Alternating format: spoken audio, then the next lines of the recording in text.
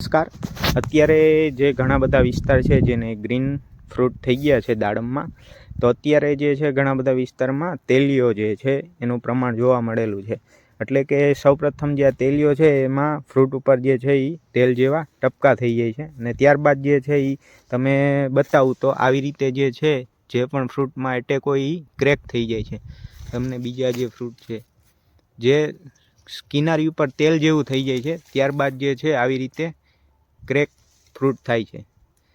જે આ થવાનું જે મેજર કારણ જે છે, જે આગલા વર્ષે આપણા પ્લોટમાં તેલીઓ આવેલો હોય તો એને કારણે પણ રહે છે. આ સિવાય જે એનું ફેવરેબલ કન્ડિશન કહીએ તો દિવસે જેમ અત્યારે આપણે જોઈએ કે વધુ ટેમ્પરેચર હોય છે અને રાતે ઠંડુ થઈ જાય છે, તો આ જે વાતાવરણ જે છે અને ગ્રીન સ્ટેજ હોય એમાં જે છે આનું વધારે પડતો એટેક જોવા મળે છે.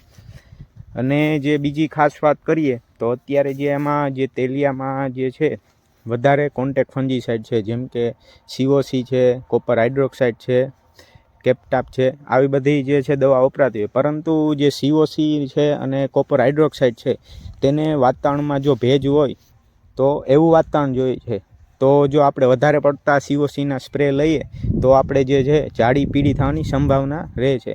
તો આના માટે જે છે આપણે ઓછામાં ઓછો એક જ સ્પ્રે, ત્યારબાદ છે બેક્ટેરિયલ સ્પ્રે છે એ લઈ શકીએ છીએ. આ ઉપરાંત છે નીમ ઓઇલ અને કરંજ ઓઇલ પણ લઈ શકીએ છીએ. પરંતુ જો આપણું વાતાવરણ જે છે એ ઠંડુ થઈ જાય, આ સિવાય વાતાવરણમાં ભેજ ઓછો થઈ જાય તો આ જે તેલીઓ છે એ ઓછો એટેક કરે છે. પરંતુ અત્યારે જે તાપમાન જે છે એ ગરમ દિવસે રહે છે અને ઠંડુ જે છે તાપમાનનો તફાવત રહે છે, તેને કારણે જે છે એ આ તેલીઓ જે છે એ આપણા ફ્રૂટ ઉપર વધુ એટેક કરે છે.